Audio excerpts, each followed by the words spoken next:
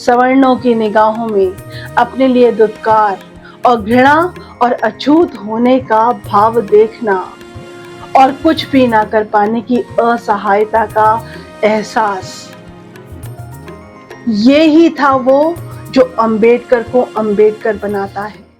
अगर आप डॉक्टर बाबा साहब Ambedkar writing and speeches volume 12 पढ़ें तो उसमें दो घटनाएं मिलती हैं। ये संस्मरण बाबा साहब ने शायद 1935 या 1936 में लिखे थे और ये वेटिंग फॉर वीजा नाम से जाने जाते हैं। बाबा साहब बताते हैं कि स्कूल में रहते हुए वो जानते थे कि जब सवर्ण वर्ग के बच्चों को प्यास लगती थी तो वे पानी के नल में जाकर उसे खोलकर अपनी प्यास बुझा सकते थे। इसके लिए बस शिक्षक की अनुमति की आवश्यकता थी।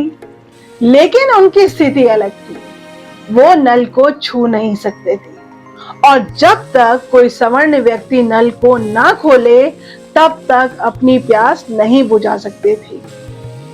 उनके मामले में शिक्षक की अनुमति पर्याप्त नहीं थी। स्कूल के चपरासी की उपस्थिति आवश्यक थी क्योंकि वह एकमात्र व्यक्ति था जिसे नल खोलने का काम दिया जाता था। अगर चपरासी ना हो तो पानी होते हुए भी बिना पानी के रहना पड़ता था, जबकि सवर्ण बच्चे अपनी प्यास बुझा सकते थे।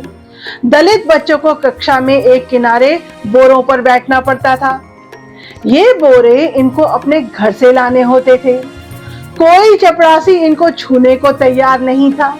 अब थोड़ा रुकिए, इससे पहले कि ये संस्मरण किसी आधुनिक फिल्म की तरह आपको मनोरंजन देकर आगे बढ़ जाए, कल्पना कीजिए 20-30 बच्चों की कक्षा, 2 बच्चों के अलावा सब सवर्ण। बच्चों की उम्र कुछ 10 साल। मई की तपती धूप, कंठ प्यास से झुलसा जा रहा है। सब बच्चे बार बार जाकर पानी पी रहे हैं, प्यास बुझा रहे हैं और 2 बच्चे नल से निकलते पानी की अविरल धार को देख तो सकते हैं पर उसे पी नहीं सकते। वो अछूत है ना।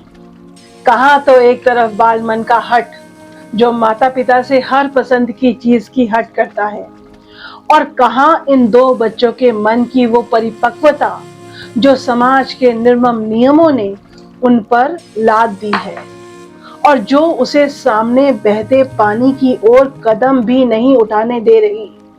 वो अछूत है ना।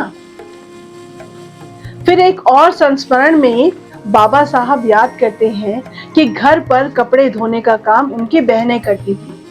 ऐसा नहीं था कि सतारा में कोई धोबी नहीं था, ऐसा नहीं था उनका परिवार धोबी को पैसे नहीं दे सकता था। कपड़े धोने का काम उनकी बहनें करती थी क्योंकि वो अछूत थे और कोई भी धोबी अछूत के कपड़ों को नहीं धोता था। इसी तरह उनके जैसे लड़कों के बाल काटने या दाढ़ी बनाने का काम बड़ी बहन करती थी। ऐसा नहीं था कि सतारा में नाई नहीं था और ऐसा भी नहीं था कि वो नाई को पैसे नहीं दे सकते थे। दाढ़ी बनाने और बाल काटने का काम बहन करती थी क्योंकि वो अछूत थे और कोई भी नाई अछूत की दाढ़ी बनाने के लिए तैयार नहीं होता था। और यही वो विडंबना है जिसका जिक्र मैंने आपसे किया। पढ़े लिखे होने के बावजूद, पैसे देने की क्षमता होने के बावजूद, न्याय और अन्याय की पहचान होने के बावजूद सवर्णों की निगाहों में अपने लिए दुत्कार और घृणा और अछूत होने का भाव देखना और कुछ भी ना कर पाने की असहायता का एहसास, ये ही था वो जो अंबेडकर को अंबेडकर बनाता है।